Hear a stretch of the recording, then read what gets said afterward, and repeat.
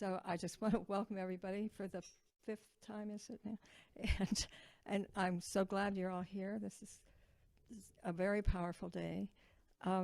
About a week ago, I got a message that we had just passed over 0 point. And I noticed I knew a lot of people that had just died in the last 5 months, including my brother. And, many friends, not the friends themselves, but they had relatives that I heard all about it. And after 0 point, 3 babies showed up in my life. I had a niece I wasn't expecting, a great niece, actually. And a friend's had a great-granddaughter. It showed me the pictures. And then within a week, I was sitting next to a 3-week-old baby at a party. It's like, and I said, all right, death before, 0 point, birth after. So I decided that meant, and I think we may have noticed that old paradigms are like falling apart. And so we see this Wesak, which had a lot of delays before the 0 point, and everything started opening up after as part of the new paradigm. So part of a new paradigm thing, that would be mine. I apologize. Just push one of the sound buttons. It will stop. Thank you. Just take the person in the other room. I think that would do it. But anyway, so part of what we're going to be doing is giving thanks for the opportunity to sort of rebirth the whole way religion in general, and Wesak in particular, is happening here in Mount Shasta. And we have these fabulous speakers lined up, and I see a lot of fabulous people in the room, so the energy is going to be really great. And then we have many fabulous people online also, I know. I just can't see them from here. But I want to particularly say thank you to Dawn Fazend, who's been holding the line on the Mount Shasta branch of the Wesak celebrations. And I and another friend, Mary McChrist, have been doing it in different places around the country and around the world. But I have to tell you, last year we had to cancel because, COVID did its thing. And so I happened to have a couple of friends from across the country come by, and we were up on the mountain doing a Wesak celebration, the 3 of us, up at, not Panther Meadow, the Bunny Flat, thank you.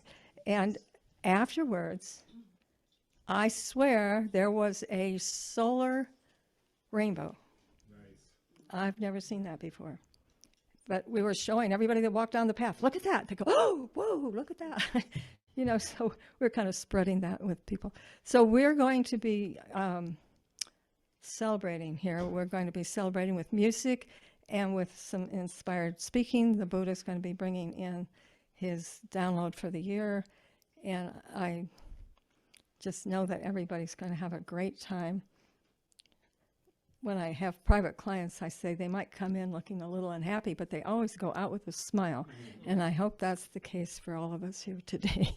So Hiroku is going, did I say that right? I get your vowels mixed up in your name. She is fabulous, and I know you're going to really enjoy this part, and then tomorrow you're doing a presentation. She's got the most fantastic art I've ever seen. If you haven't had a chance to visit her store in town, you really want to. It's like a miracle. So, but she's also an amazing singer right now, and flute player, and who knows what else. So go for it.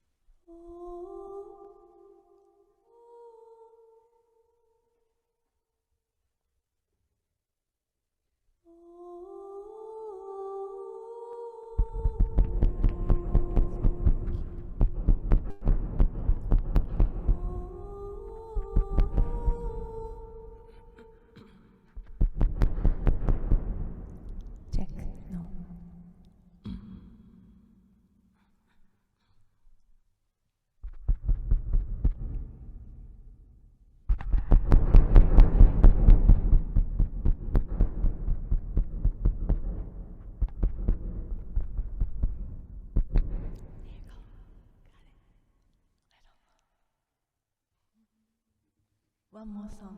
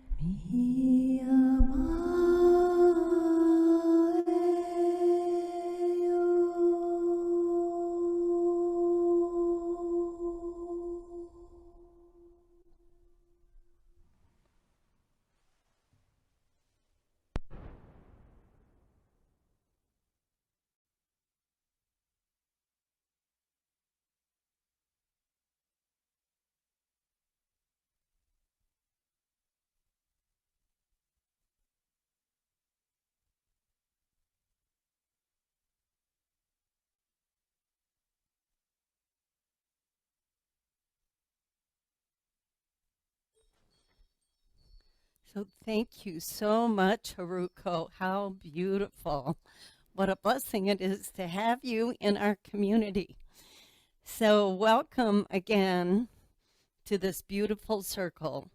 And the next part of our program is for us to do some invocations. We're just going to set the field into unity, connecting each of us vertically with our I am presence, connecting horizontally out with all of life, stepping into the sacred circle, the sacred hoop that includes all life in all forms. Because in unity, it is indeed all of us. Every molecule, every atom is part of source. It is part of the elementals, the elemental realms. So everything in form is part of God. Everything is part of this sacred circle. So as we step into this new age, we are asking each of ourselves, connecting with our presence and asking to be guided breath by breath, step by step, to embody more and more reverence for life in all its forms, to look at the trees, the birds, one another, sand on the ground, and know that it is breathing, it is alive, it is speaking to us through love and responding to our every emotion and our every thought. So later I will be doing a more extensive talk about this, but now I ask for everyone to close your eyes, take a deep breath, call in your I am presence in deeply within you.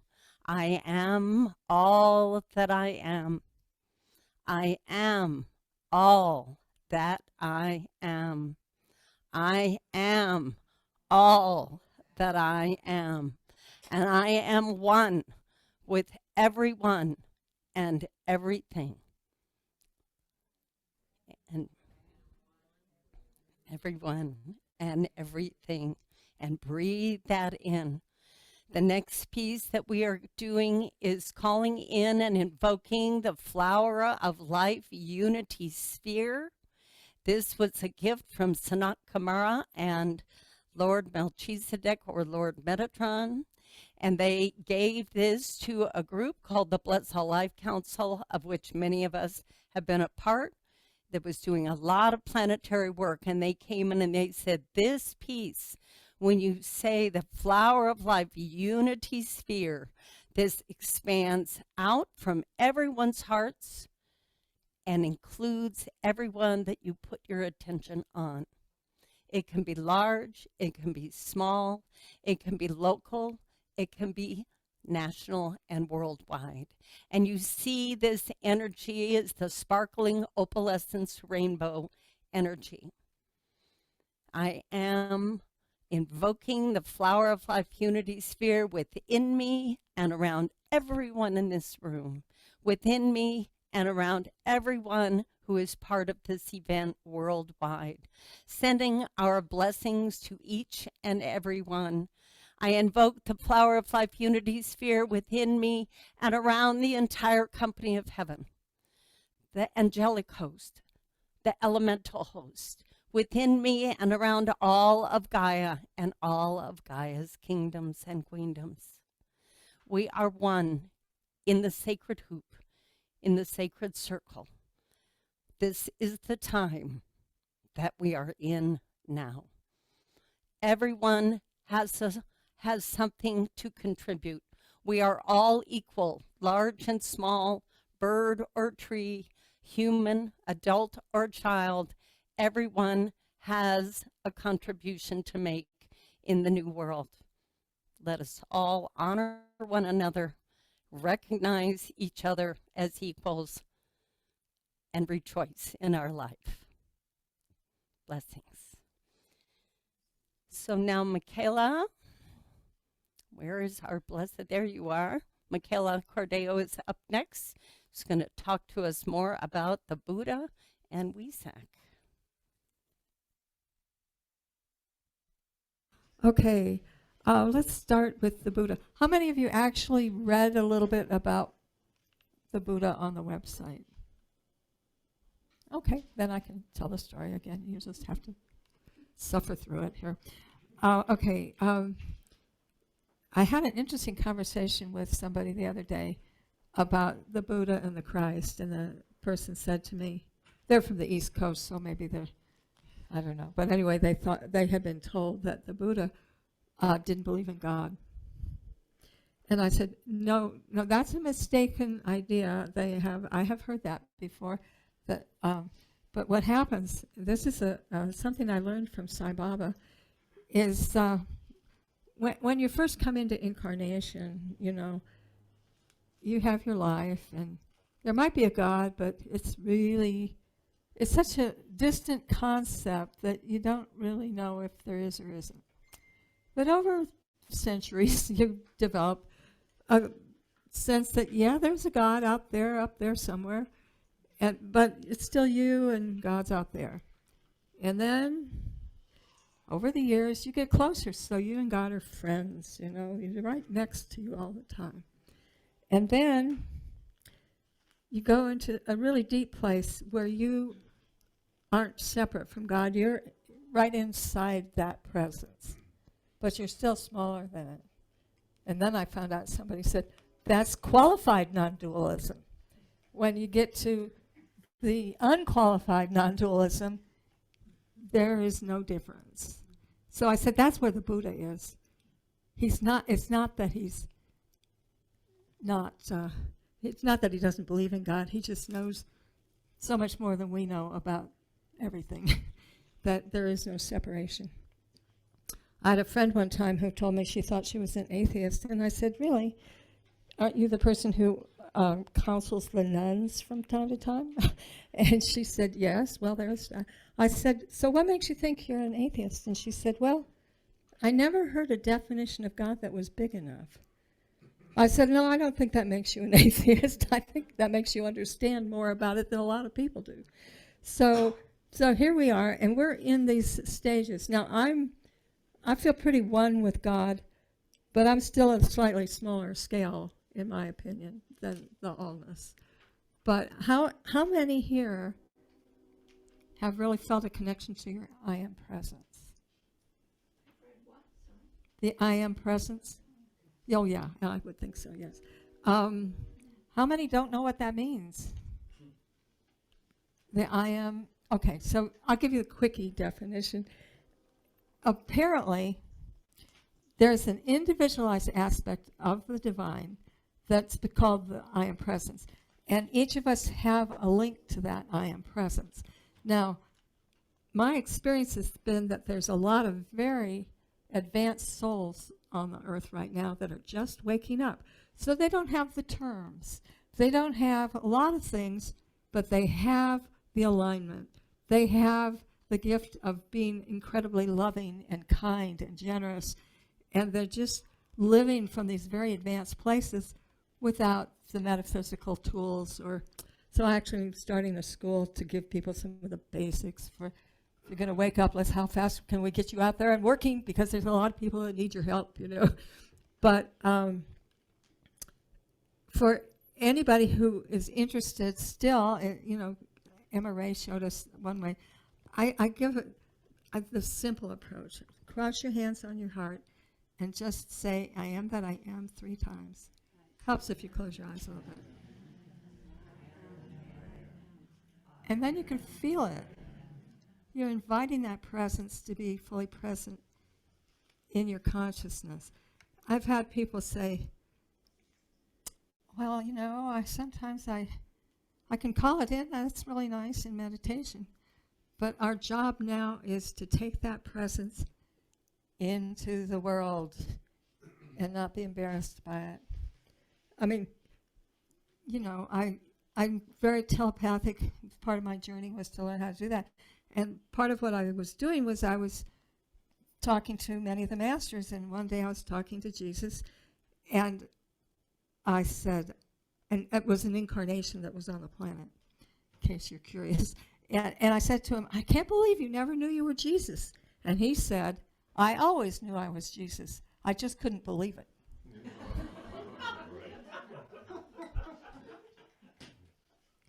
And, you know, if you think you're Jesus, you probably grist for the loony bin.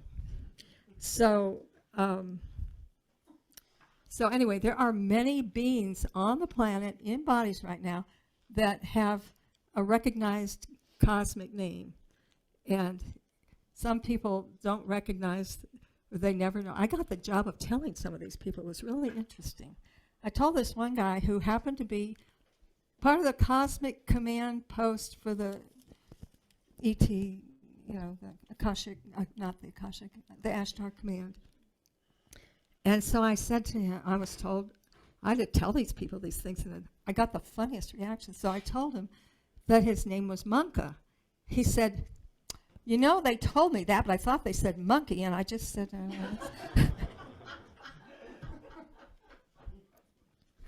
But he's very high up in the Ashtar command, actually. And he's one of the earlier people I ever channeled, and it was amazing. There were two of us that were working with him at the time. And for half an hour, all we could say was, he's awfully nice. He's really nice. I don't think I've ever met anybody who's nice. I mean, that was our experience with him. He actually took us on a trip to his home planet, etherically. But both of us were able to go, and it was like we met the people from the planet were waiting for us on the beach, and they looked at us, and if you can imagine somebody looking at you and knowing every bad thing you have ever done, and every good thing too, but they didn't care. I mean, they just loved us unconditionally, knowing absolutely everything about us. We both lasted 1 minute, and then we had to go. That was a long time ago. I think I could go 3 or 4 minutes now. Maybe longer. I haven't had to try it out too much. But another woman who I got to meet and was an ascended master, we were going on a hiking trip up the mountain. And a bunch of people had gotten together in the car, and I didn't know most of them. And we're driving up the mountain, and we pick up a hitchhiker. And we get up there, and we drop her off on Bunny Flat, I think it was, and go on up, and we were hiking back into the back trails. And I'm watching, they tell me it was one of the women, but the person I was supposed to meet was Djwal Khul, and if you know who that is, he's a man. So they don't always show up the way you expect, I guess I could say. So I'm watching her this whole hiking trip, you know, it's like, okay, who are you? Are you really? So what is it that makes somebody an ascended master? What are the qualities that this person is expressing that would make me believe that? So I thought she was awfully nice and kind, and, you know, obviously I didn't know her very well from a hike, but she seemed to have a good centered place coming from. So as we were coming down from the hike, I said, by the way, and I have to tell you I don't really remember her name, but I keep calling her Dorothy. I said, Dorothy, what's your last name? And it was something that started with a K. Now, if you know who Djwal Khul is, you know many people call him DK because they can't pronounce his name. So I said, yeah, right. And so I said, I told her that, and she starts getting chills up and down her body. And I thought, that sounds like a confirmation to me, you know. So she says, I just have one question. I said, what's that? She said, what's an ascended master? So I believe everybody in this room is somebody awesome. I don't know who all you all are. I know some of you, but I don't know everybody. They don't show me everybody all the time, and usually not in a big group like this. But we aren't raised to believe that. We aren't raised to believe, I mean, you know, I like to listen to Christian radio because it's got music I like and stuff, and I like to see what they're doing, what they're up to. Turns out that my life task is the unification of world religions. And when I heard that, I said, well, that's not going to happen overnight. But anyway, where was I going with this? So, Oh dear, now I totally lost track. Just pardon me a second while we get back on track here.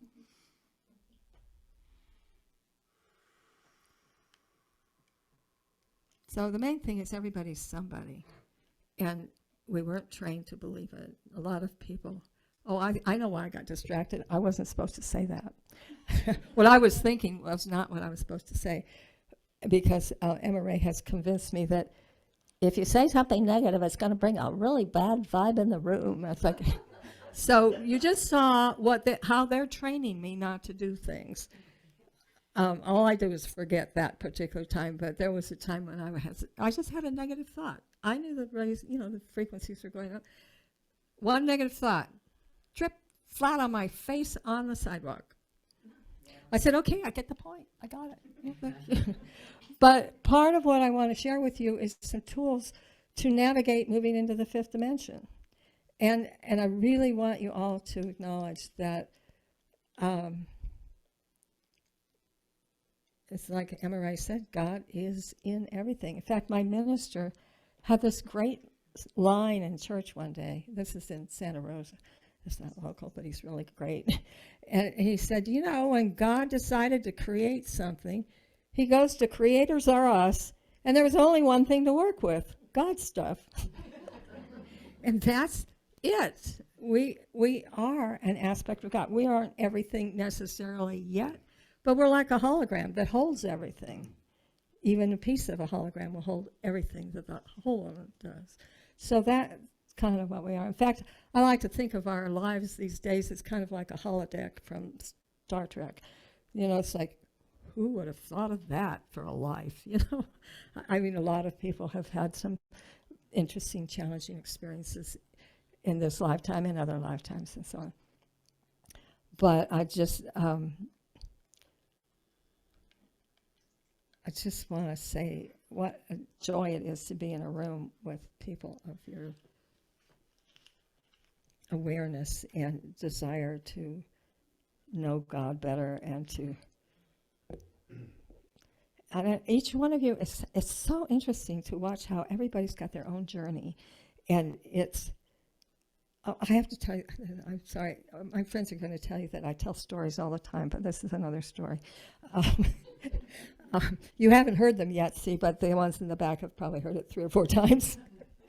But so I had this dream one time when there was this big field covered with people that were ascended masters.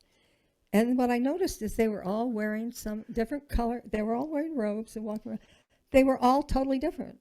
So the more you become your true self, your true nature, the more different you are.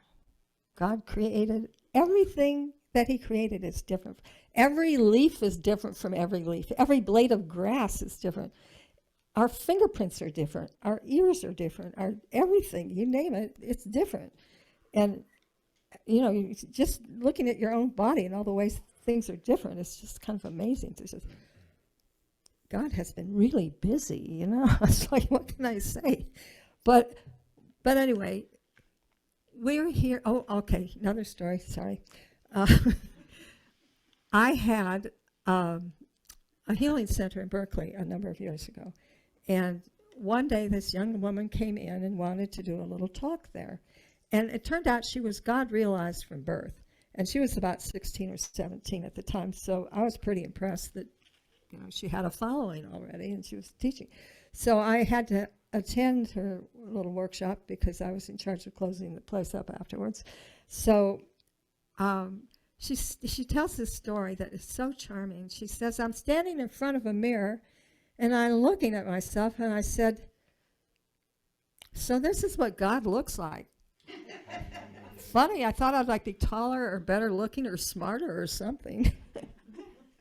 So we all are created so perfect, so perfect. God has this design perfection for everybody.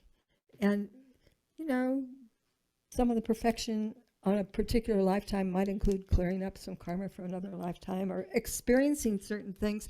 So my belief is that this whole universe was created to explore good and evil, so that we could help some of the other universes that had gotten in trouble in certain ways. So people are here from all over the multiverse on this planet looking at some of the deepest, crazy core issues, and the ones that deal with it and then have solutions to take back to their home planets and their home systems and stuff. In fact, I got this download from God a couple weeks ago, months ago, something like that. And he said, you guys have done it. In spite of the fact that a lot of you are complaining, we have noticed that. and some of you say, well, you know, I signed up for this before I came. I don't think I knew what I was doing. And, you know, they're claiming innocence, ignorance. But he says, it took all of your ignorance, your innocence, your service, your willingness in spite of not wanting to, and love has won. So here we are watching the old paradigm falling away and struggling and holding on tightly to the belief. We're moving into heaven on earth right now. I know it, I believe it, and if we just hold the vision, it will. And so I have to tell you that I sent out a call to the Ashtar Command a couple of months ago. I said, oh, please come and help us out. This place is a total mess. And really, I don't know what to say about it, but I don't, you know, just come and take care of it. And the answer came back, you're the ones we sent.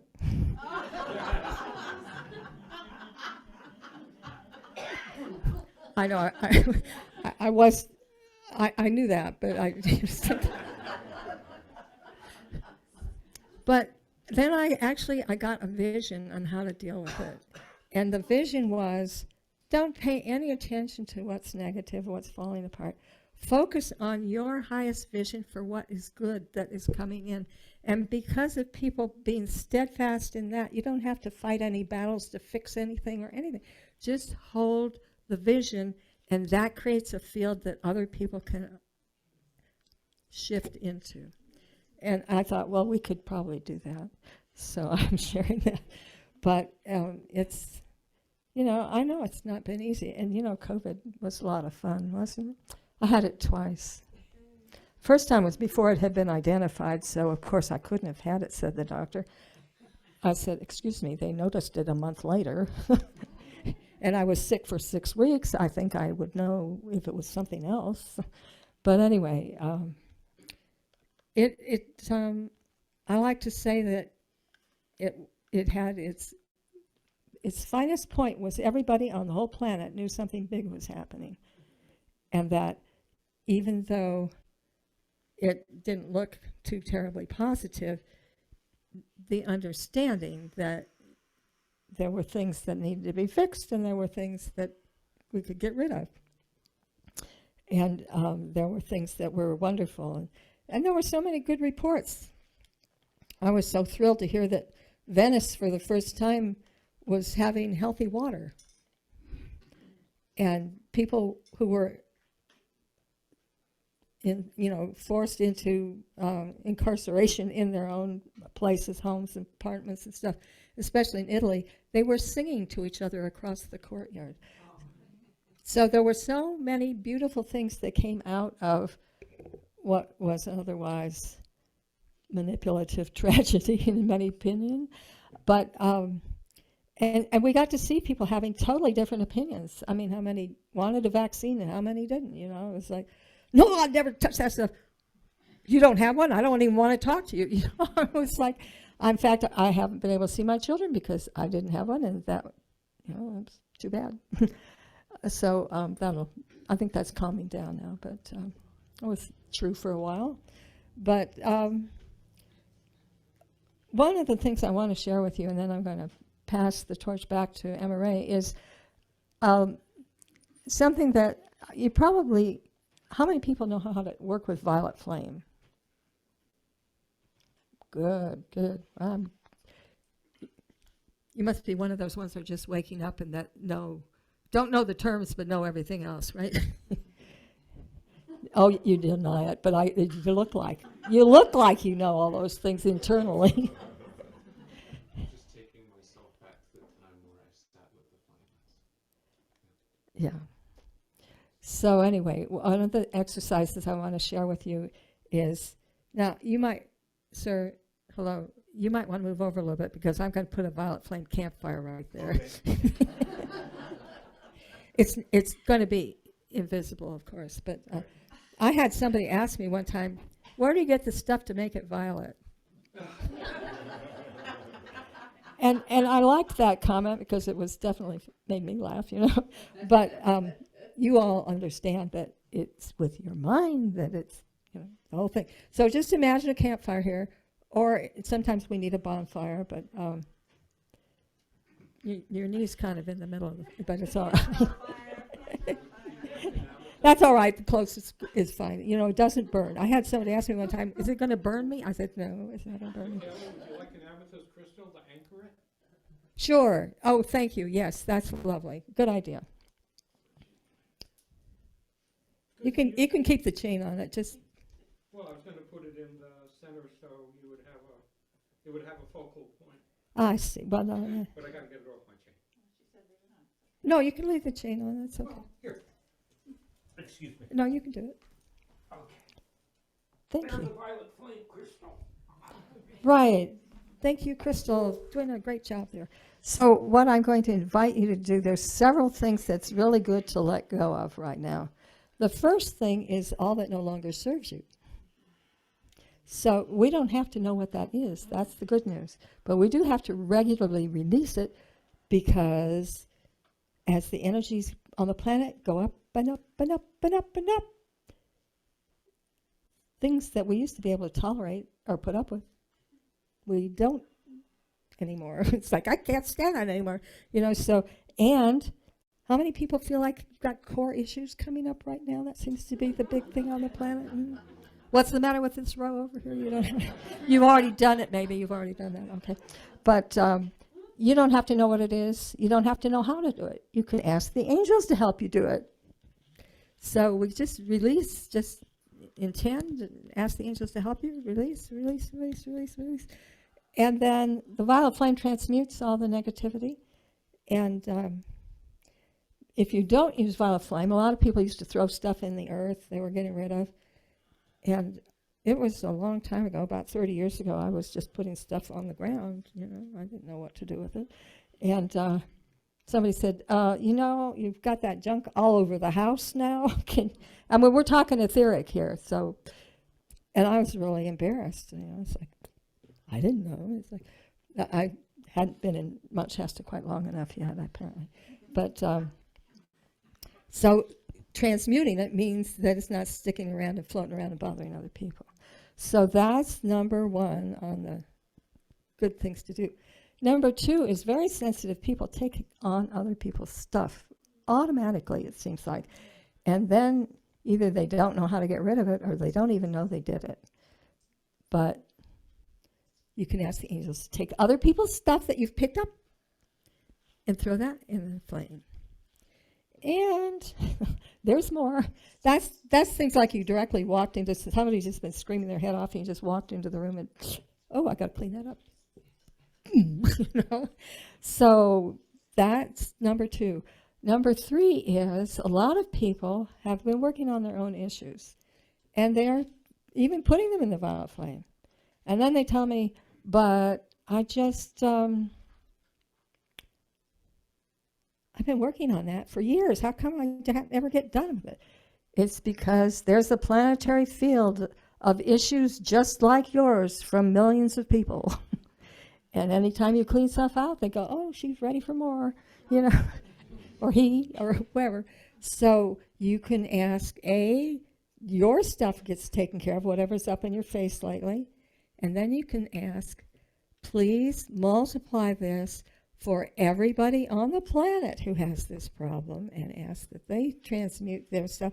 And anybody who ever left it behind in the planetary field also. And when that happens, then you get to move on to lesson number 2, which is a similar kind of problem, only different, you know. But But that's the role of the planetary healer, is take it that extra step, and then you're done with it, as opposed to having it constantly regurgitate. And as I close, I'm going to close with a gift that was given to me by a friend. This is an etheric weapon. You could call it a weapon. You can call it a tool. It's called a present time wand. And when we first got them, they were fourth dimensional, and they looked like a Harry Potter wand, which was kind of fun, you know, all that wooden and carved and stuff. And then we've been up to the fifth dimensional one. It looks to me like a selenite wand. But like I said, this is what it looks like really in the physical. So you don't need to run over to Soul Connections to buy one, although I have bought a number of them, and I give them to people because it's a good prop. And it's a good reminder. But let's say something has bothered you your whole life. You don't even know why. Sometimes it was a childhood thing, and sometimes it was a past life thing that you have reverberations in this lifetime. The present time wand, you can take it in your dominant hand. Everybody imagine you've got one in your hand. And then maybe there's some place that's bothering you. Your neck hurts, or you broke your knee, or your back hurts. You just tap it, and you ask that any trauma that's ever been lodged in that part of your body, let's say you're in a car accident or something, there's a lot of trauma that's just stuck to the field, and it's stuck in the past. So when you clear it with the present time wand, it's gone. Basically, it transmutes any energy negativity that's stuck in the past, and it frees you. You can still remember the situation, but you no longer have a big charge about it. So if you find you get angry with somebody about something that came up, whatever it is. Now, the biggest, hardest part about this thing is, number one, believing it could be that easy, and number two, using it. But if you use it, I had a woman, it was on a Zoom call of some kind, but somebody I didn't know, and she was a psychotherapist, and she announced that she had had PTSD for 15, 20 years.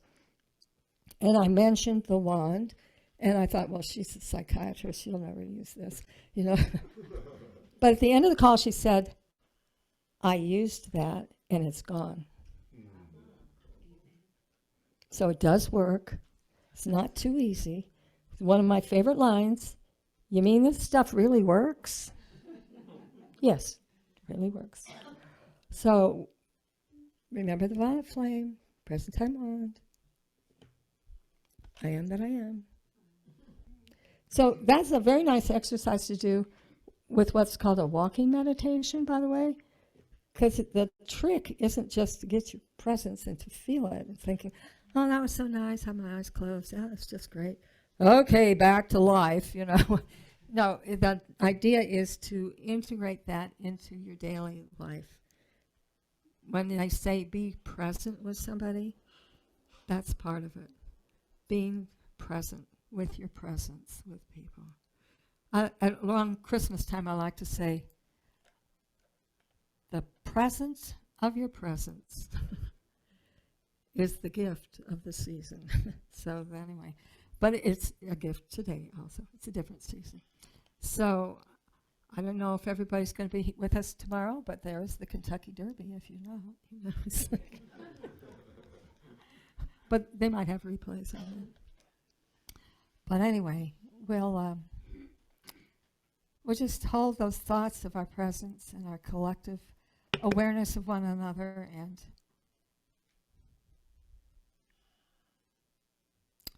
just say thank you. And thank you all.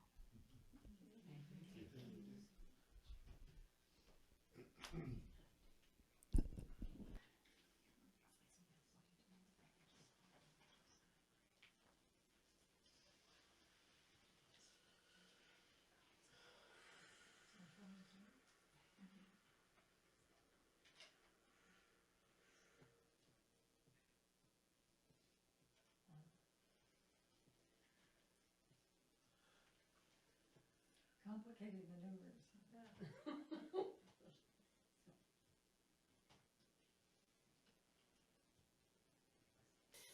So all these tools that we're getting to receive, remember, play with. And one of the big things in all of this for us to remember is that we are co-creators. Is everybody in the room comfortable with that idea? That we are all co-creators? That we are creating actively with everything we say, think, feel, do. You know, we are taking energy and making it into something. So part of what I'm going to talk about is his co-creative process and how that works. I did a talk a while back that was called Light is Design and Love is Form. And what that talks about is that how the energies of inspiration, be they feeling body, mental body, physical, may they come from our presence way up high and come down, or that we're down here and going, what about this? And the energy goes up into what's called the causal plane. Does everybody know what the causal plane is? Is this comfortable? It's, when you think about it, the plane of cause. So what happens with the inspirations is that they come into this plane and are made into the divine blueprints. So it's like an architect. We have all our high selves are up on this plane, meeting with the ascended host and the angelic host and everybody. And we are creating things like architects and creating these blueprints. And then once the blueprints are in place, then we play with it a little bit and go, okay, so if we do it this way, it's going to go this plane, this line of potential, or this line of potential. If we tweak it this way, tweak it that way, do this, whatever.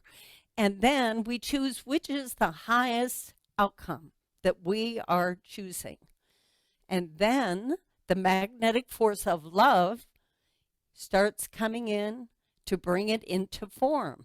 So light is design and love is form. So from the causal plane, it starts spinning down into the subtle bodies of earth, the feeling body, the mental body, the etheric body, and then into the physical form. But what happens here, because we have been in duality, I'm going to put this in past tense as much as possible. We have been in duality and we are now stepping into unity fully. But in the past, the energies of duality have caused dysfunction of sorts in the plan that was created on the causal. And so we have this distortion that has happened, and it has come down into the physical and become something that isn't really love, or isn't quite unity, or isn't quite what we meant to do up here. But now, with the energies of unity coming fully into place, and we, like we did earlier today, are stepping into the sacred hoop of creation. And we know that absolutely everyone here has a purpose that is of equal importance to everyone else. So we are collaborating on the inner planes, and we are meeting each other in synchronicity in the outer planes. And we are saying, what about this? And what about that? Why don't we create this? I have this feeling that maybe that's part of my divine plan. So the divine plan is created and updated. You know, years ago, I used to think there was a plan. No, there are plans, and they get modified and modified and modified as people wake up, and people down here being creator beings, we're making decisions which are affecting the outcome, so then the plan has to change and yada, yada, yada. But each one of us has a part to play.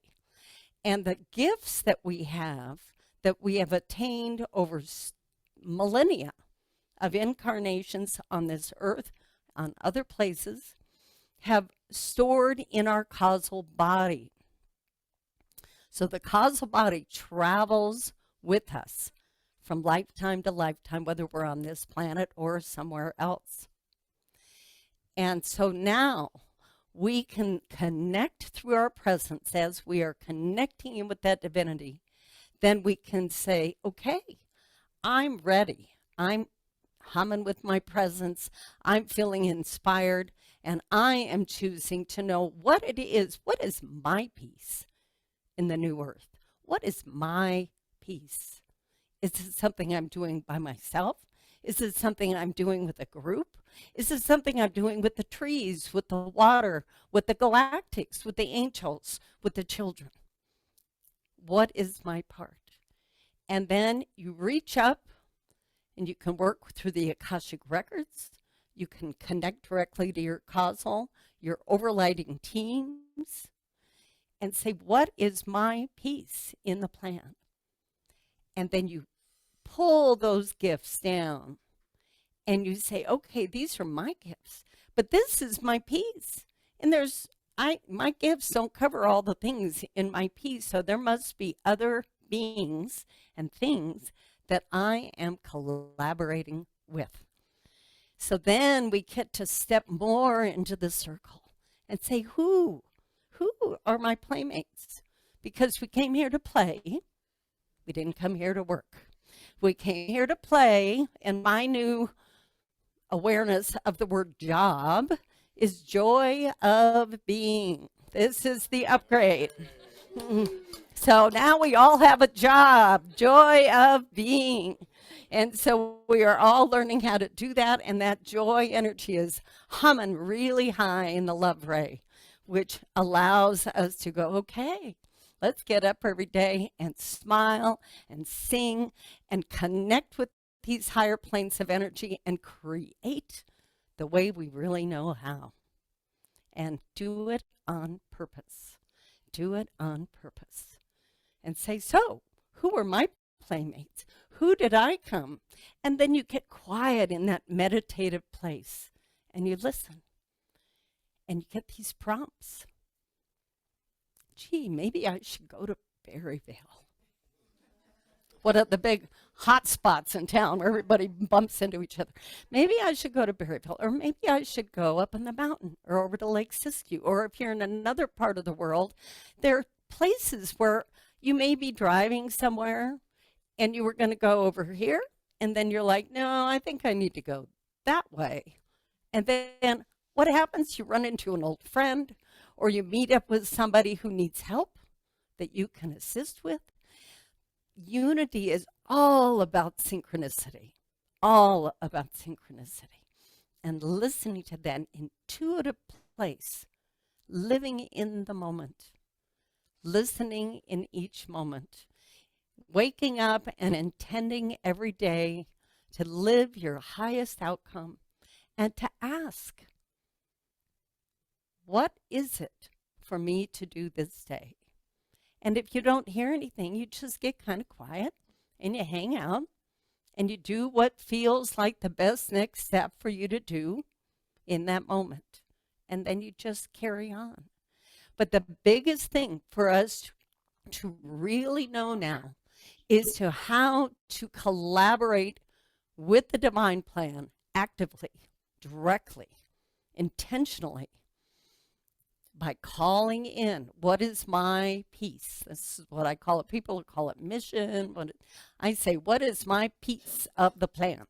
And who am I here to do it with? And then remember, we are not co-creating just with people. We are co-creating with the elements and the elementals, who are the divine alchemy. We cannot create anything without the help of the elements and the elementals, because they are the divine alchemy of the universe that brings things into form. The water, the air, the earth, the fire, the ethers, and all the elementals and the angels who work with them, and the Elohim, and on and on and on. That we are in this together.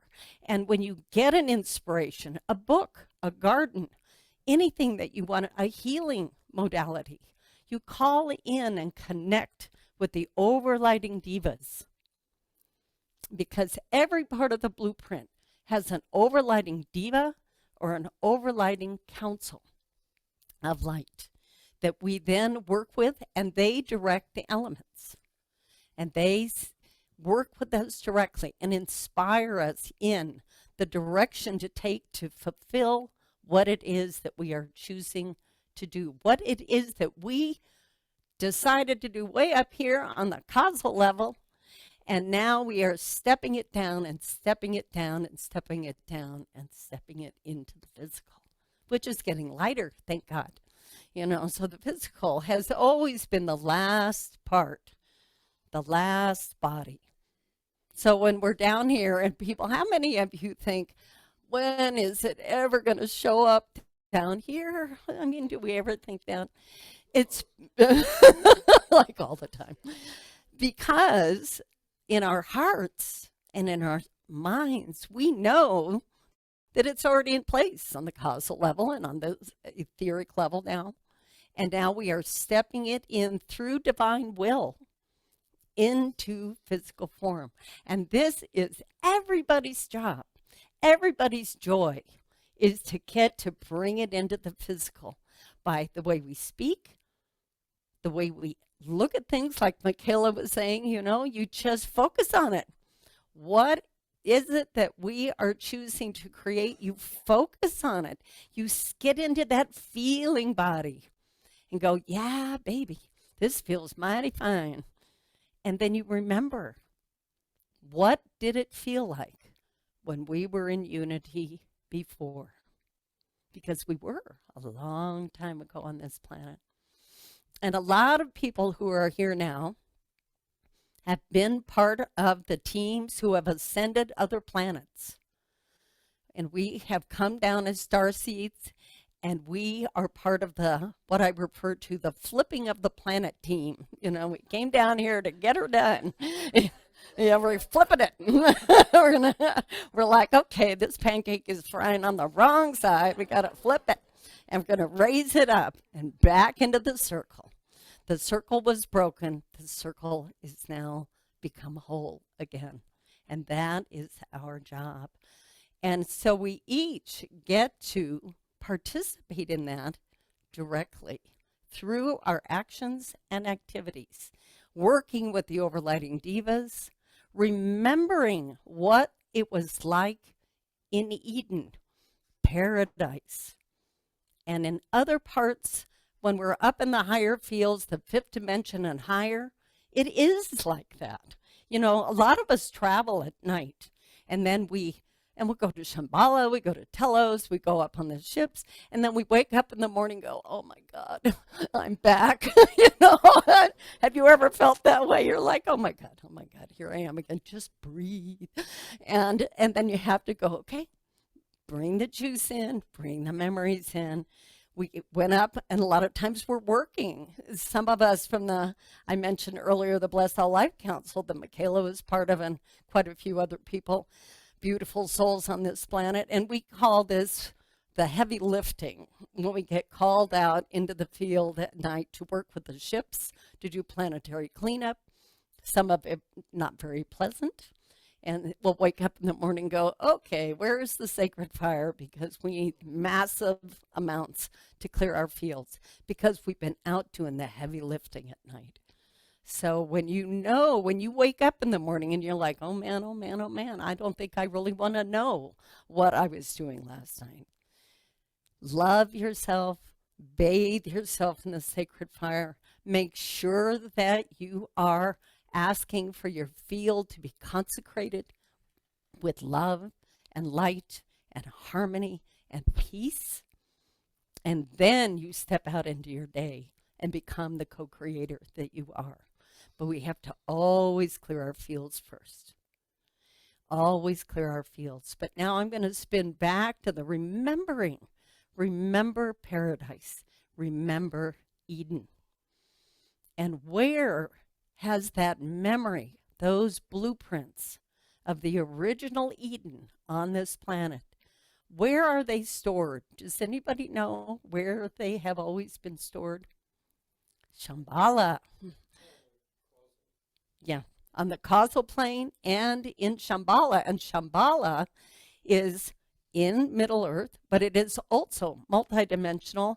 And there were those who, when the fall was chosen, the quote unquote fall, when people decided to go into separation, there were those who said, I don't think I want to do that. Thanks.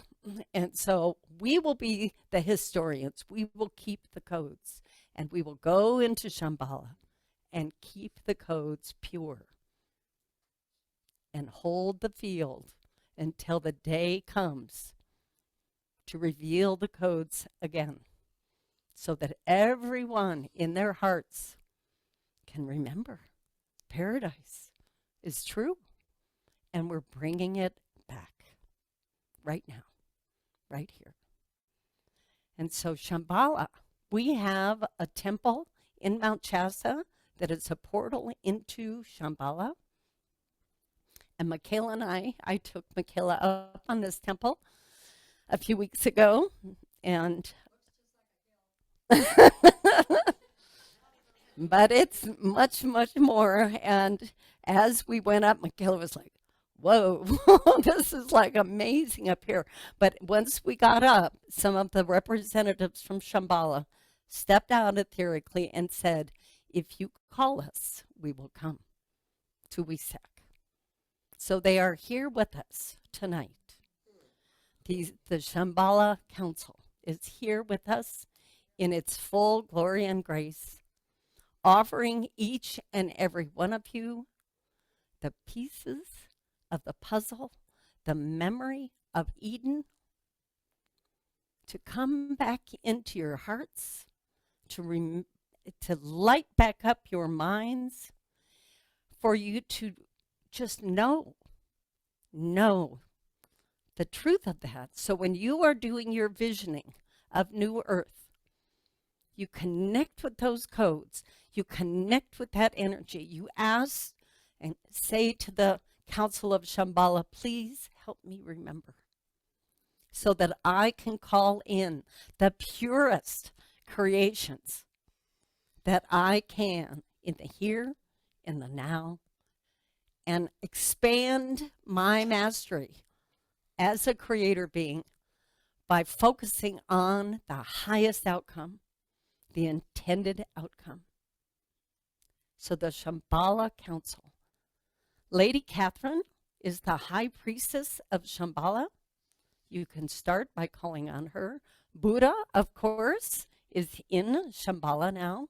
This is where the Logos, he is now serving as the Logos, and he is stationed in Shambhala, where Sanat Kumara was for such a long time. The past couple of years, one of my jobs as a soul has been to reactivate the paradise codes on the earth. I've traveled many places, activating the codes and awakening them and reminding the elements and the elementals, the trees, the cactus, what paradise was, calling the phoenix rising up out of the field to come in and blaze the paradise codes into awakening again. This is why we are all here. We are all the paradise, right? We are all the phoenix rising. Each one of us is part of that energy. Each one of us has the ability to take something that is in duality, in separation, and step it into the circle again and call it home. The bird tribes. Does anybody know who the bird tribes are? You do. Ken Carey, this beautiful, beautiful author back in the 70s, Michaela, 80s, wrote a series of books. The Starseed Transmissions was one, but The Return of the Bird Tribes. And this book, to me, is required reading for these times, because the bird tribes are part of the angelic essence. They are also the Hathors. They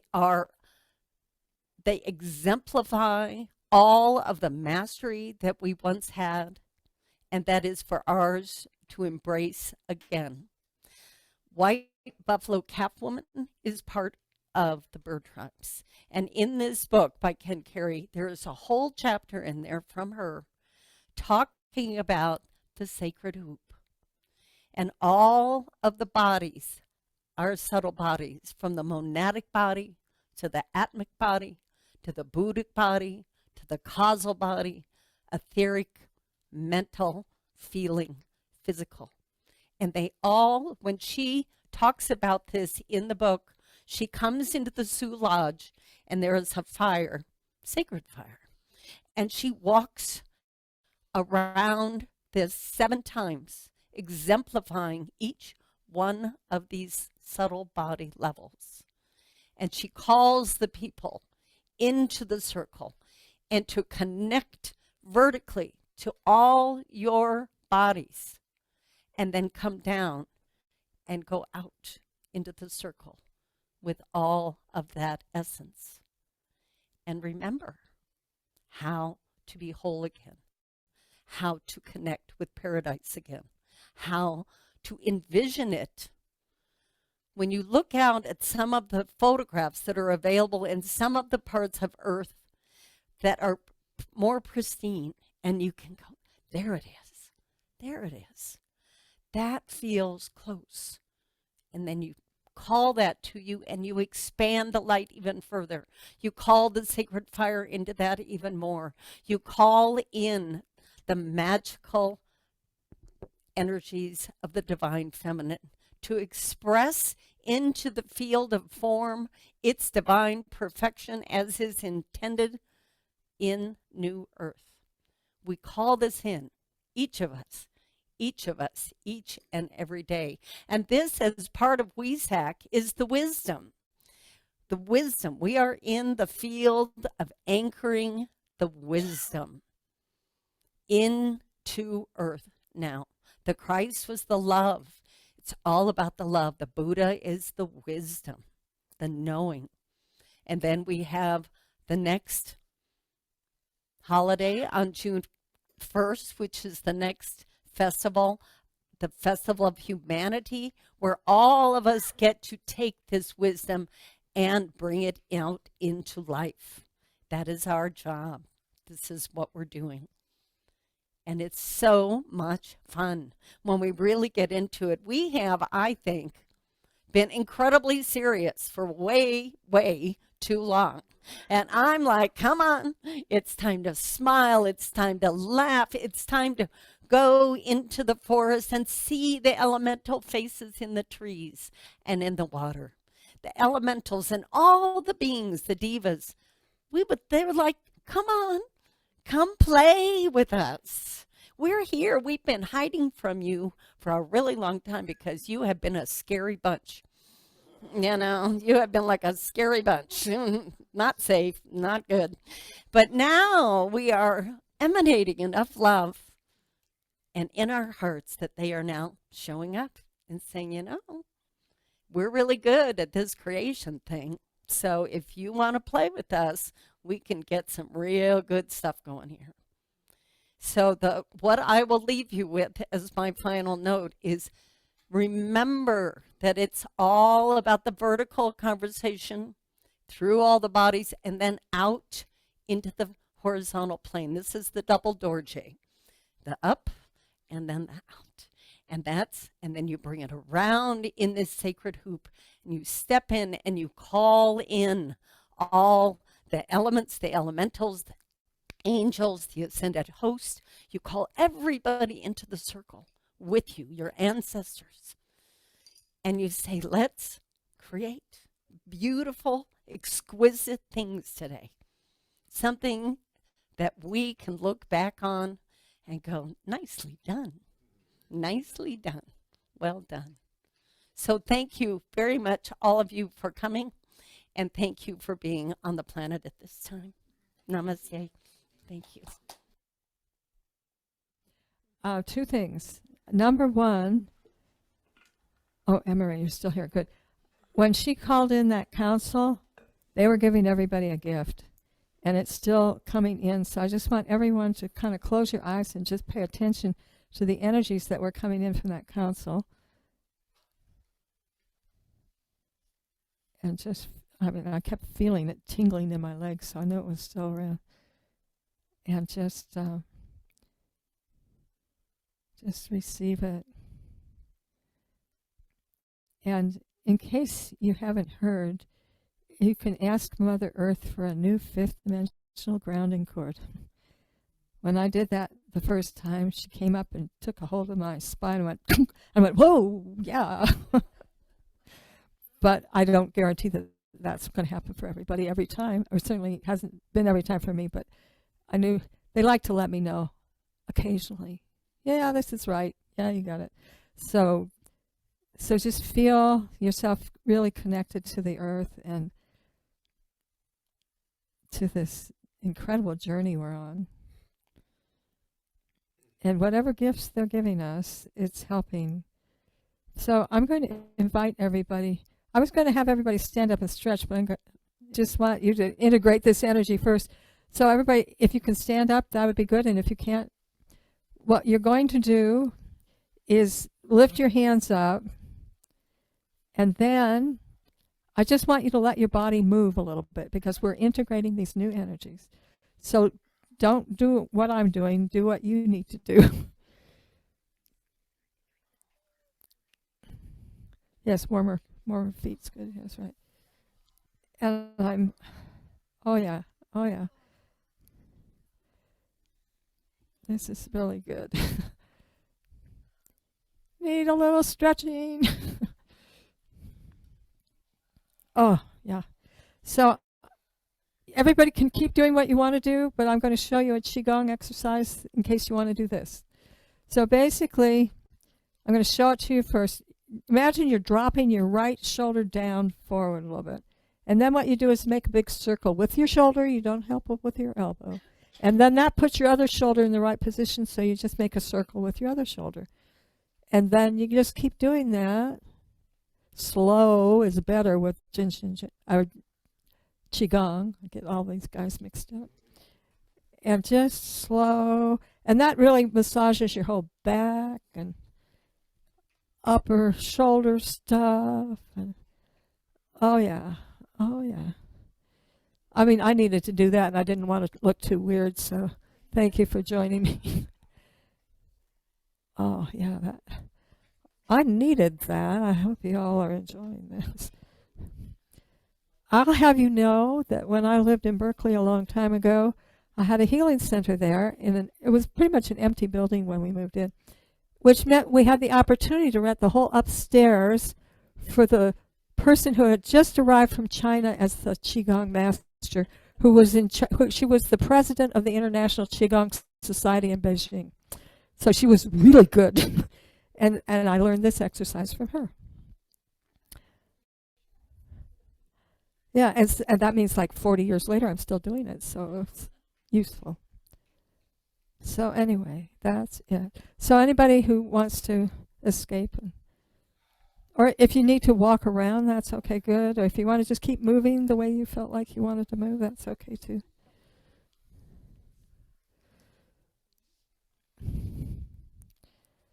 Yeah, that looks a little more Tai Chi. Or something. I did promise that I was going to do a dance, and if anybody has any kind of music that they can play, or you could sing maybe something, because what I do is, it turns out, I didn't know what I was doing. I thought it was kind of Qigong dance, but it turns out I met some people that were doing the same thing, and it's called Lemurian temple dancing.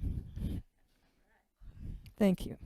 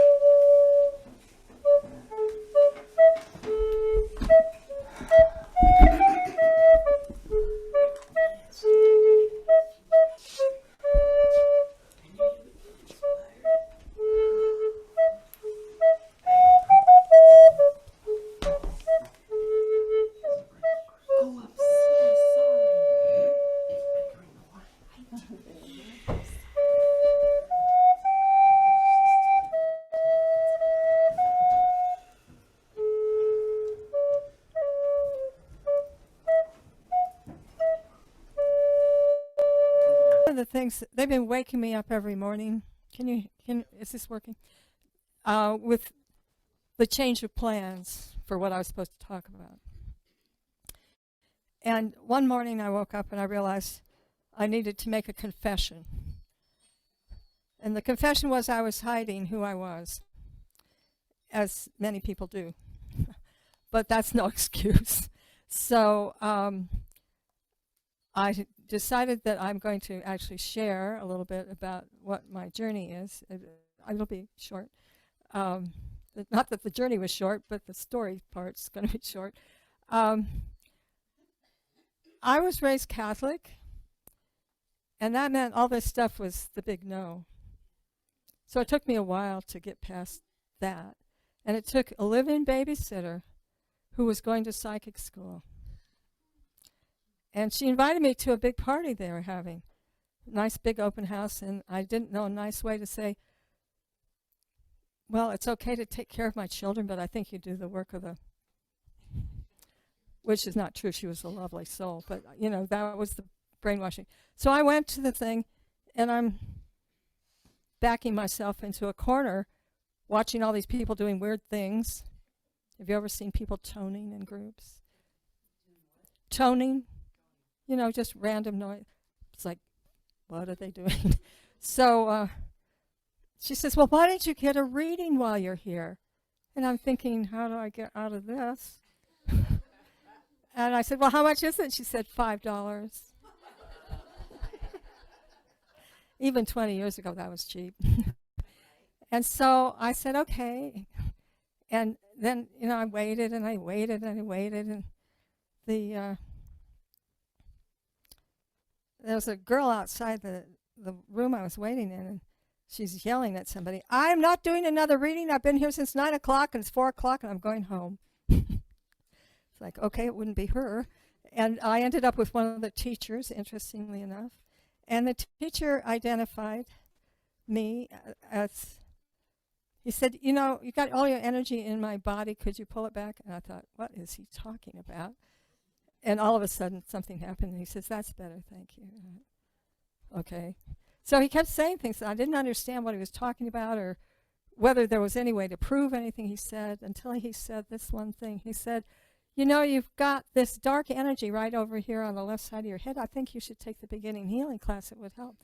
And I'm saying, sounds like a sales pitch to me, but it just so happens that I happen to have brain damage, which happens to be right there for the last 20 years. And so maybe it's not such a bad idea after all. So I had just decided to quit my job and do alternative healing stuff. And I had a friend who was going to hold my hand through that process. And I called her up and I said, what would you think about taking a class in psychic healing? And she said, this is Berkeley, I think you were nuts. But let's do it anyway. It might make a good story for a book or something. So, okay, I go, and there were, you know, everybody was in a big room in a circle, and the teacher asked what they were all there for, and I heard the word energy, and I didn't feel like I had enough energy, so I feel that way lately too. But anyway, so I thought I could use more energy, and I had no idea what I was getting into at all. And there was this one guy that he was actually scary, and he just said, I came here to be healed. And I thought, okay, just stay over there while you're doing that. Okay. And in the first class, we did some basic exercises. The first one was grounding. Couldn't do it. I mean, kind of. I said to my friend, well, I finally got, like a fishing line went down, finally. She says, well, they're strong anyway. That's good. It was nice. And then we had an exercise where the energy had to come up, move throughout, you know, top to bottom and bottom to top and all that. And I couldn't do that either.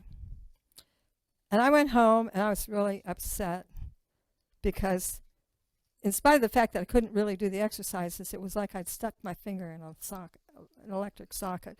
And I recognized that that was the energy of God I'd been looking for my whole life. And I thought, uh-oh. My life task, and I don't know how to do the basic exercises that are required for everything else you do. This is not good. So I came home, and these angels appeared to me, and they said, we're going to show you how to do it right. And they basically, oh, that's what happened. I had a Kundalini awakening at that moment. It went right up to the top of my head, and then it was stuck. And I thought, well, life task here, it could kill me if I let it out. But if I don't, I'll never be able to do what I'm supposed to do. So let's see, I'm married. I had 3 children. I had a nice job. Everything was good. Okay, if I die, I die, but I've got to do this. So it's like, okay, thank you. So I fell asleep at that point. And then the next thing I knew, I was dreaming with my son. We were at the beach in the sand and digging a big hole. And it got bigger and bigger. And pretty soon it was way over our head, and the sand started collapsing on us. And I went, oh no, and I'm scrabbling to stop the sand, and I shot out of my body. It's like, this was not expected, and it wasn't part of the class. But I'm going way up into the atmosphere, and I go, maybe I've gone too far. I turned around, ran into my body, and then right through it, and did a nice grounding. It's like, okay, thank you very much. So that was pretty exciting. That was day 1. And it didn't get really appreciably easier after that. But I loved it. I loved everything I was learning, and I was, every day, every class we had, there was somebody who had some kind of a major breakthrough.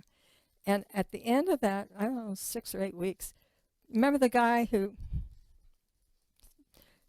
he was fine. And I was better.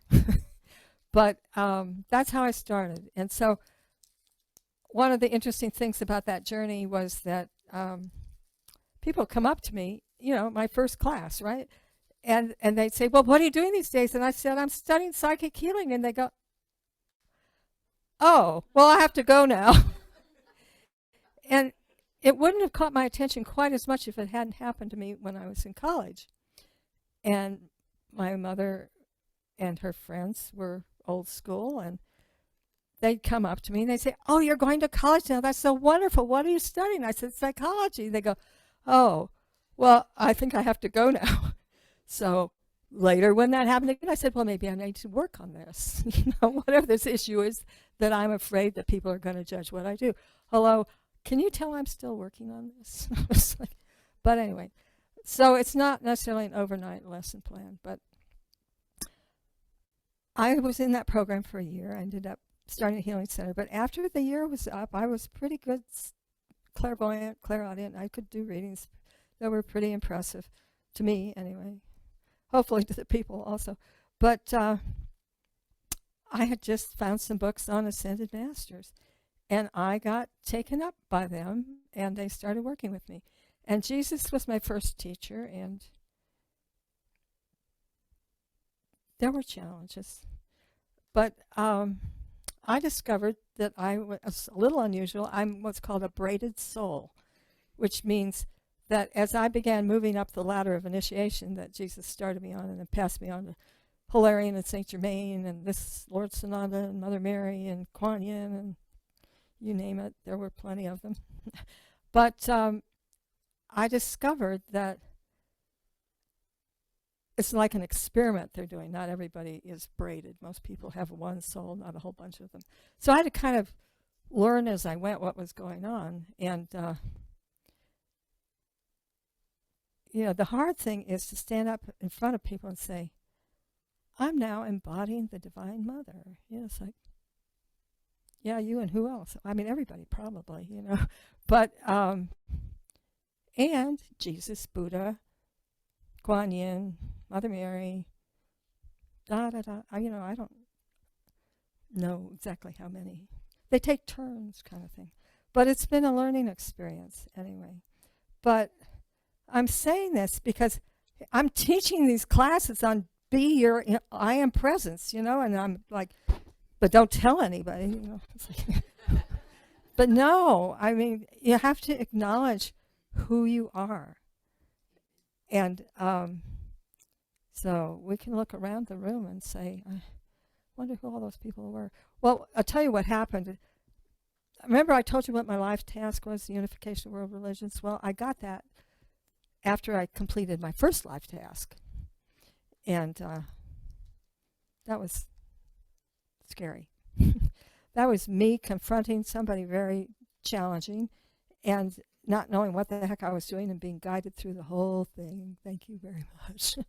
And this soul got rescued. And apparently that was my life task. I thought I was going to die. And so I said,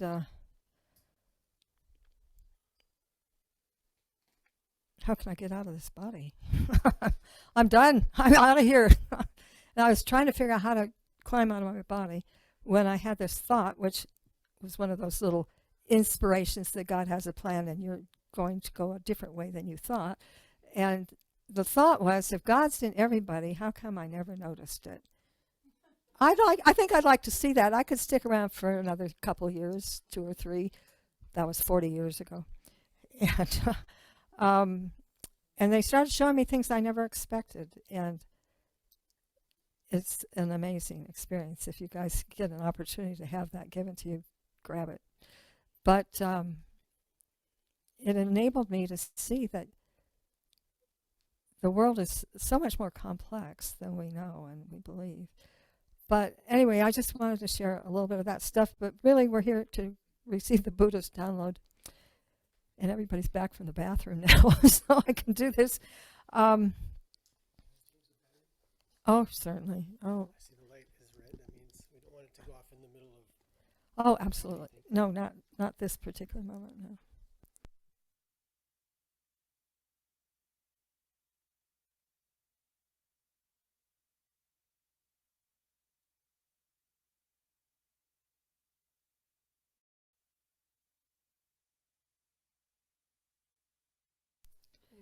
Green light. Okay, thank you. So that's a good place to be. Good place when the energies start coming in. Okay, so we're going to invite and invoke the presence of the Buddha, who actually has been here the whole time, but be a little bit more obvious to everyone.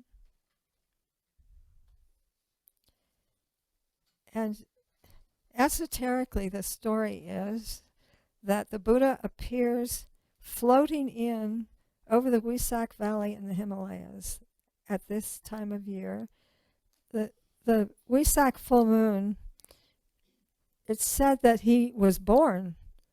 Wesak is a month in some certain Asian calendars. And it's a lunar cycle kind of thing. But the Wesak full moon, he was born on the time of the Wesak full moon.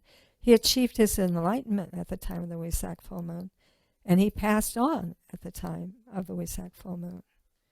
And if that wasn't enough, then he comes to this Wesak Valley every year and brings in the transmission of the divine plan for everybody who attends, and there are many who attend. My friend Mary Ma, who will be talking tomorrow, she and I were taken on a journey with the Buddha ahead of time. I mean, time is an artificial construct, so they don't seem to bother. So we went to one of the events about 10 years ago together, and it lasted 3 or 4 hours. And we saw all the things that were happening. There were representatives from the elemental kingdoms. There were representatives from the ascended masters, and the angels were there, and there were many divine beings that came to celebrate. And there were people who actually appeared physically in the valley and made the journey there, and probably monks and things that knew things. And children were coming in their dream time. It was an amazing experience. And we actually wrote it all down, and there's a story.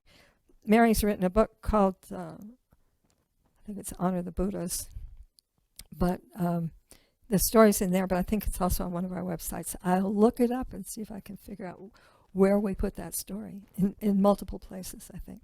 But it was pretty impressive. And at that time, it seemed like it was, we called that one the Maha Wesak, which Maha in Sanskrit, I think, means extra special big. That's probably not the exact translation, but pretty close. And so maybe there were some things that appeared to be new. And one of the things that appeared to us, at least, to be new is that there was a much bigger honoring of the Divine Mother. And also Jesus was there, and there were many. So that the Buddha's big emphasis these days is the oneness initiative, and that includes embracing everything, embracing all the different religions, and seeing the places where we have things in common and where there's diversity and so on.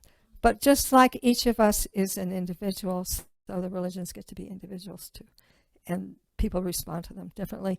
And once we get going in the fifth dimension, who knows what's going to happen with religion or anything else, because it's really about growing in your spirituality and your knowingness. So here is the Buddha now. And he's, all right, he's coming through me. And if you don't want me to do this, just hold your hand up, but I'll just put my hand on your head as I go around. And he will transmit whatever he's transmitting. I'm doing your head because I can reach it better. That's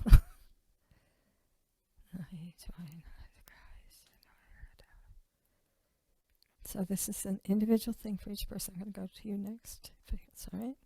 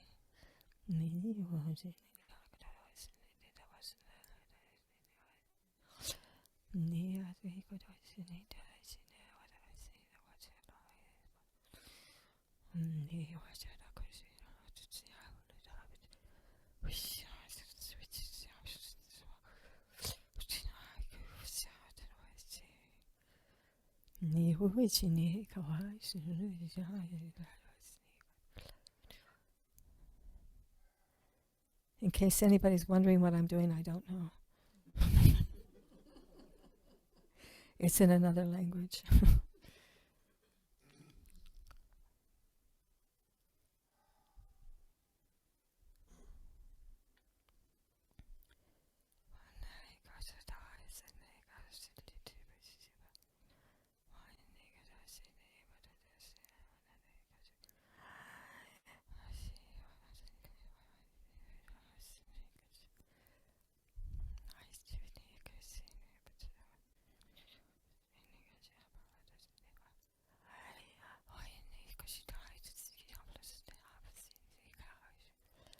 Crown.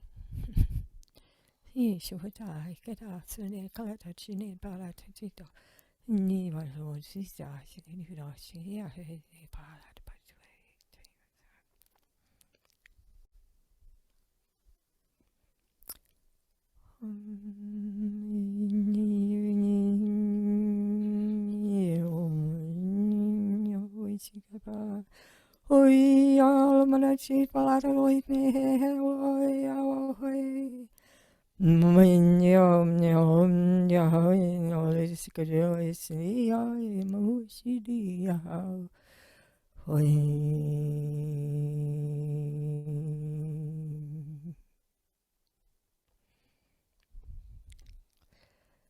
Oi ji gai wa da shi na la oi ne ai na.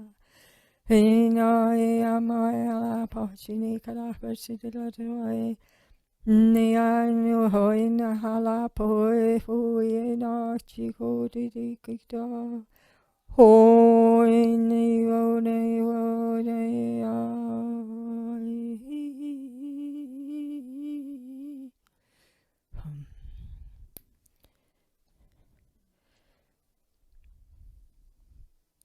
Did I do you yet? No, I didn't think so. No, I'm just checking.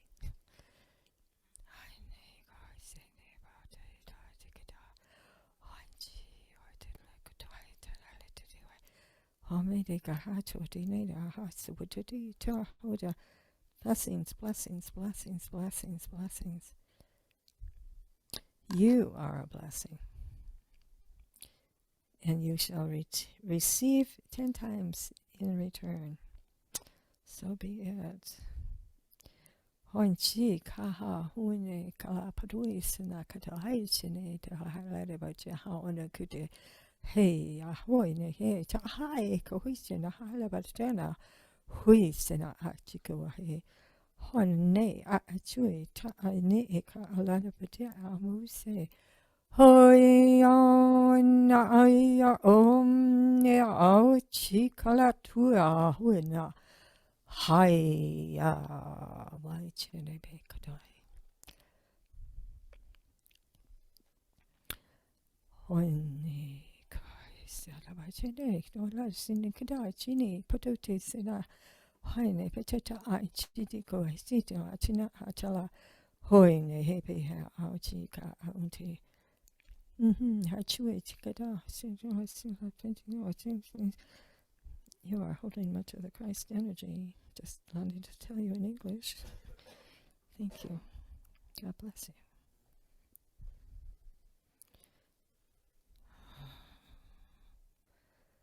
Oi na chico abara shinete atala tunikada hasineba nihi chita ana haitika no sineta la tanari chiniba patanari. Hoi ne he chika didi achinero de sinati. Hoi oi ne oi hoi chika sine. So be it. So be it. So be it. Did I do you already? Yes, good. Thank you.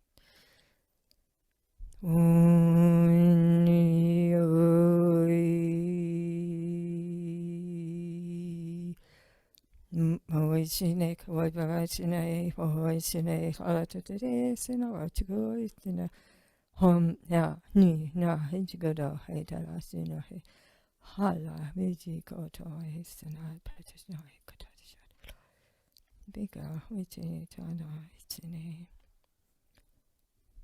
I'm going to go backwards, go this way. Oh, ya, no. Oh, ya,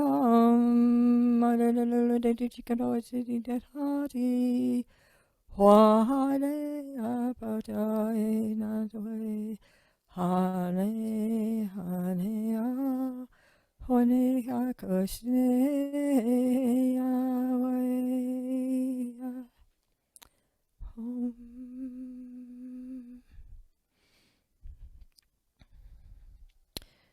Hoine kachiaina lado huisana pochiti huna hakachiti uta home home hoine ya hoine ya na hini ya kaisana hoine jehe Yahweh Hom Vajrakuru Pema Siddhi Hom Hone Hohe Homa Yola Chini Kadoi Sana Hone Hekapoe Sana Hom Hom Anarchidene Kasore Halade Vane Vapakachara Hone akotine palala tuisene. Hoe, hoe, ni hai alala tuisena. Hoe. Hoichini kadaresini vadatasini hurida huisine kachibu halavechika hadida surina huine morene kakachimle dada tusini dada toti hoine aachine kata ato aine apai hane hue hue hue ne hoa dada wachine kadaresini ne toa tena datene. You hold the Sacred Heart, so be it. Well named, Regina. Tatune Kachana, Poisene got a nice crown too. Wane Chela Poine Kosene Paha Chini Kata Chune. Hoy, Lord, Chine, Kodachi, I'm gonna get any extra bits from the Divine Mothers. Yeah, just this is coming all the way down to your toes. So just you let that, breathe it in. There you go. Yeah. Whoa. Yeah. There. Lovely, lovely, lovely, lovely. So be it. Namaste. Namaste, namaste, namaste. Ho chi ka na hala oisine be. Ho chi na hukachin. I'm going to let you hold these things for a second because I need both hands. Chi na kaitane oisite dosa. Ni chi na no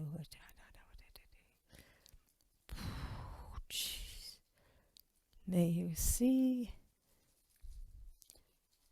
at least on the inner, in more depth. And if the outer is part of your divine plan, sooner is better, right? Yes, yes, yes, yes. There is something right here. Yes, the angels to come and get that. Oh, yeah, thank you. Thank you, thank you, thank you, thank you, thank you.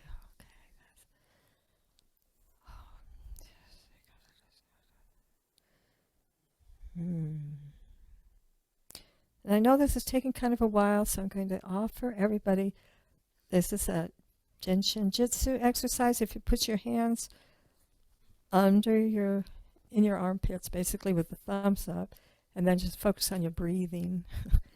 This is a very good centering thing while you're waiting and don't have anything else to do. Okay, these can go back up here so they're out of the way. And we're going to step on this pillow a little bit. Oh, gee. Did I do it already? I didn't, did I? Oh, my goodness. Oi, om, ya, ne, o, chikadudum, ti, hu, china, patadudududi, hoi, hom, ne, ae. Holding the, I don't know what's called, but it's crucifixion marks. Holding. Taking on suffering for Jesus, basically. And we're lifting some of that off right now.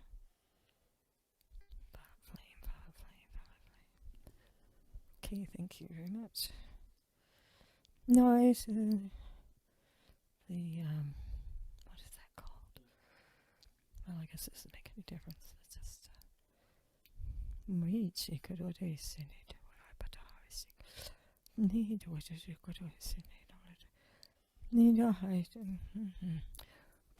excuse me. I'm just going to do this 1, 2, 3, 4, 5, 6, 7, 8, 9, 10. Other side here.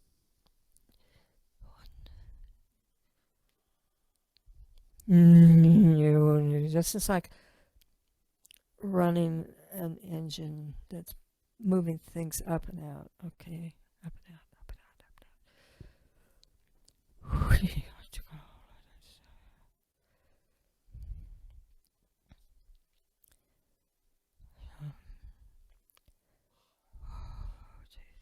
We'll talk more about this later. I did you. Okay, good. We'll get to you.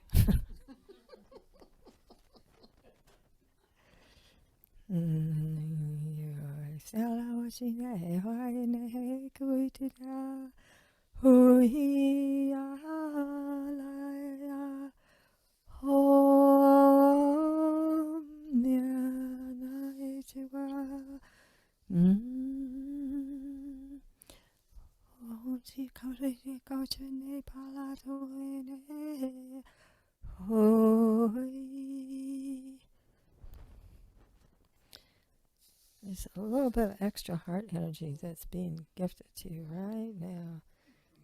Imagine your heart's getting a little bit bigger because you're going to get a whole lot of stuff to hold in there. So mostly love stuff, you know.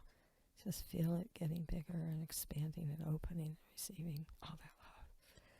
And then it gently moves that love energy throughout all of you. All of you, all of you, all of you. Yeah.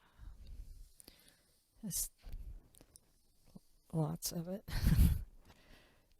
Okay. You can hold this for me, please. Of course.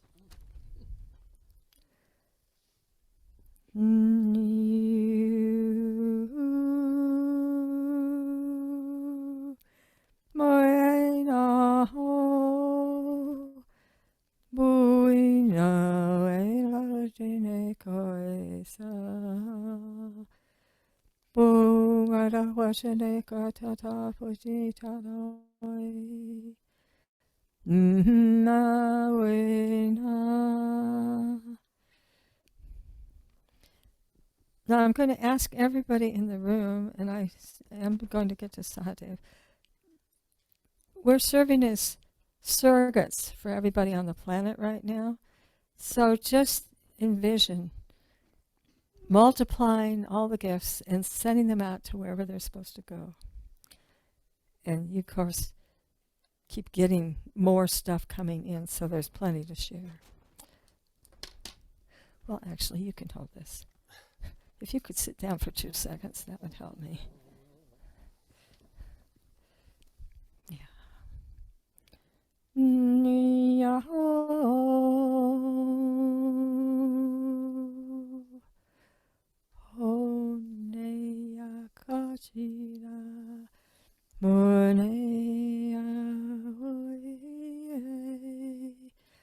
Oh, and you're a surrogate for all the people who are on the call. You knew that. Yeah. And what I'd like you to feel is like a figure eight of love coming from your heart back and forth to each person that happens to be on the call. Nahai chui kada suatinana, and may it be magnified within you 10,000 times, because you're always giving stuff away and you need to replenish sometimes.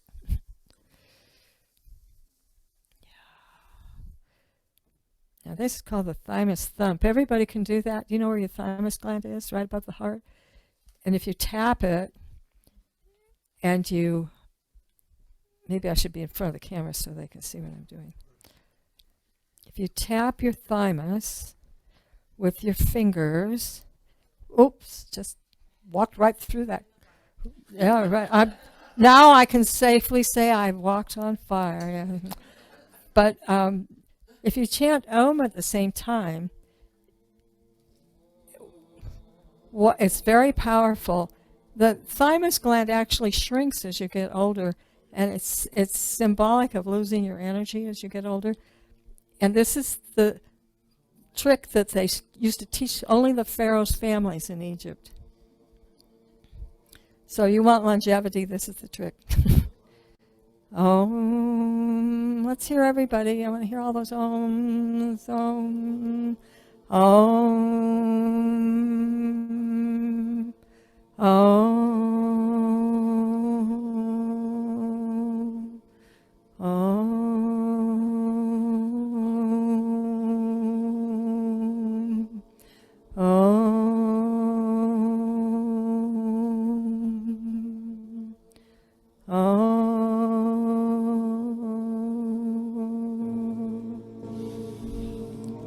Now, Om is the sound of creation. So let's hold a vision of the heaven on earth that we're now creating. You can pick whatever part you like. Just something that you envision being so much better than it's been. We keep the Om going. Keep Om. Om. Om. Om.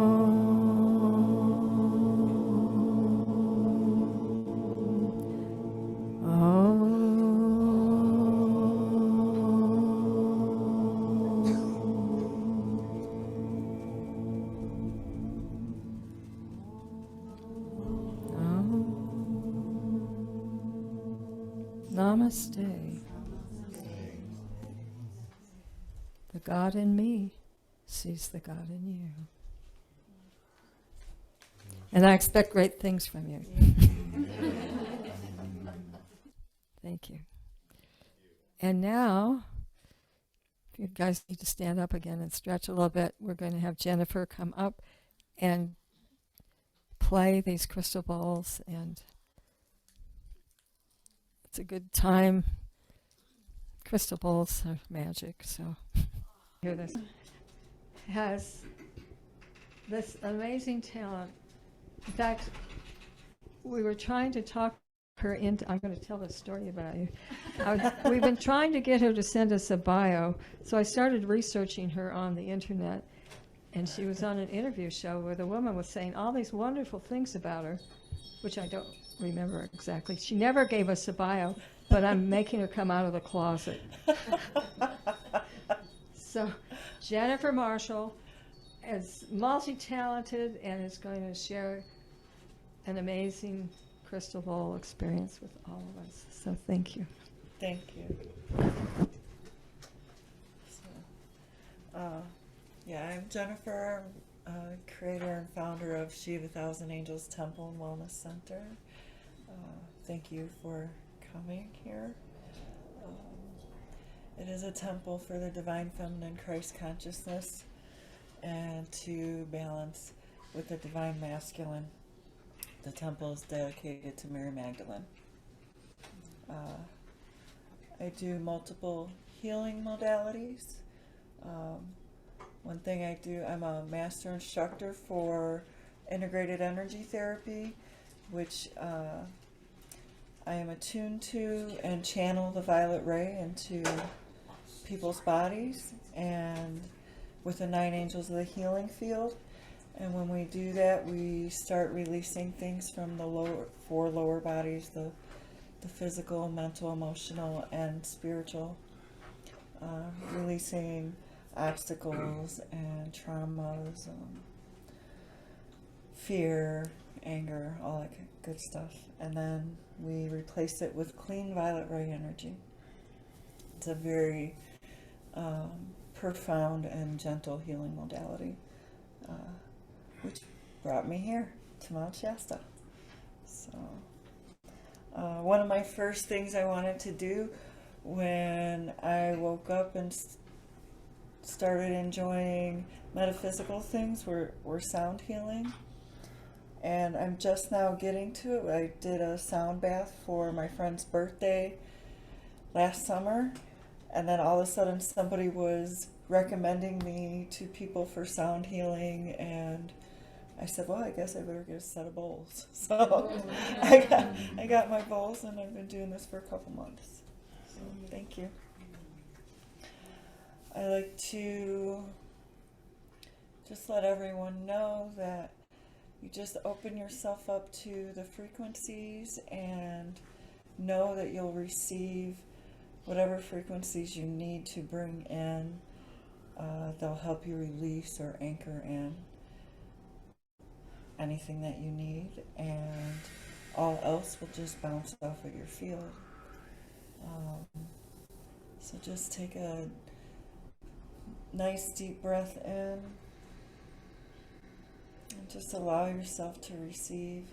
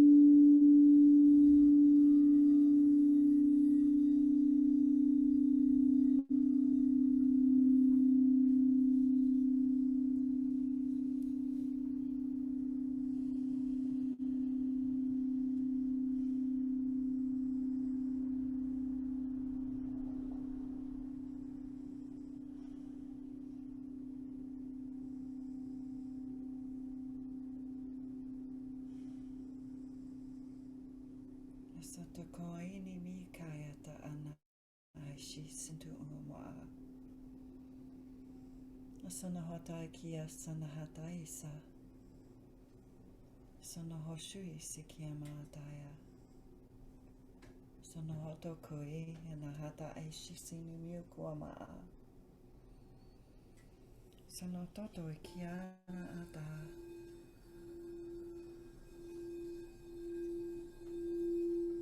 Mahikiana ata shisinu yotokoea. Motoe satataka imiata.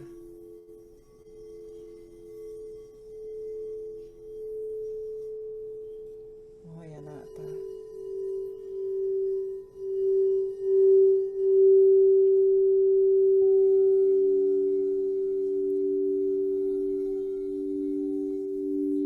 Sohanamaka.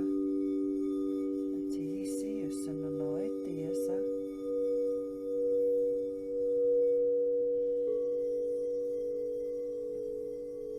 Moyasataisa.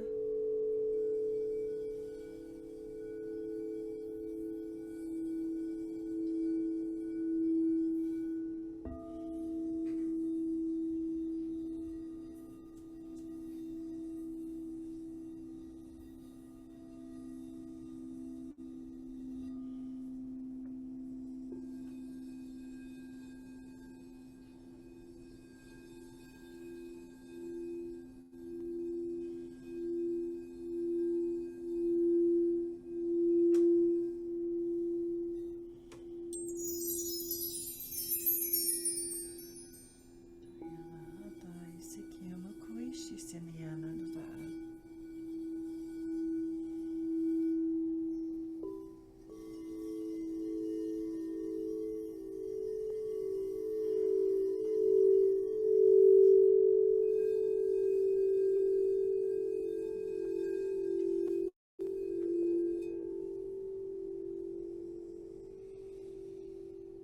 Oisotokoishi mukuishi siana atakaisi situ situyama ata.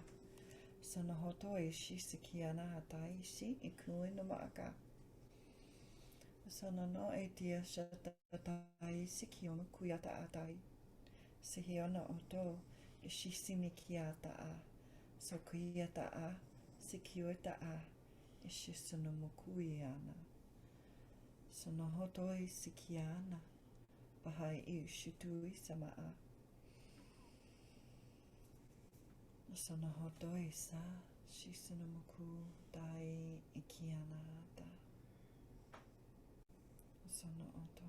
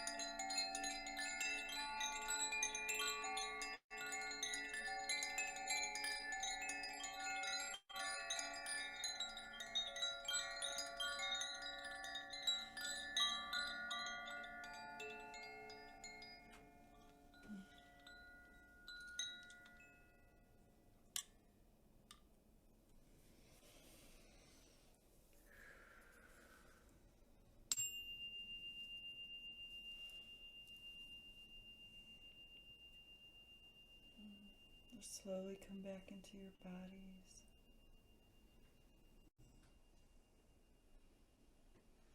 Wiggle your fingers and your toes.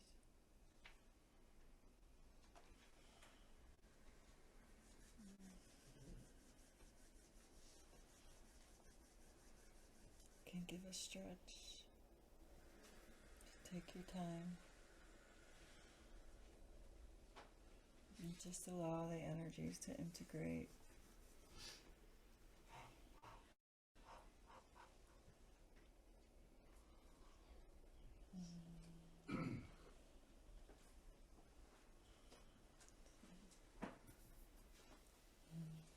Thank you for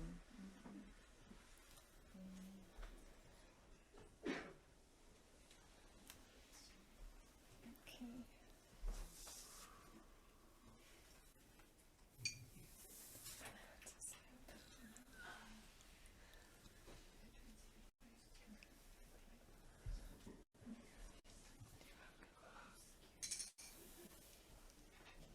Drink water.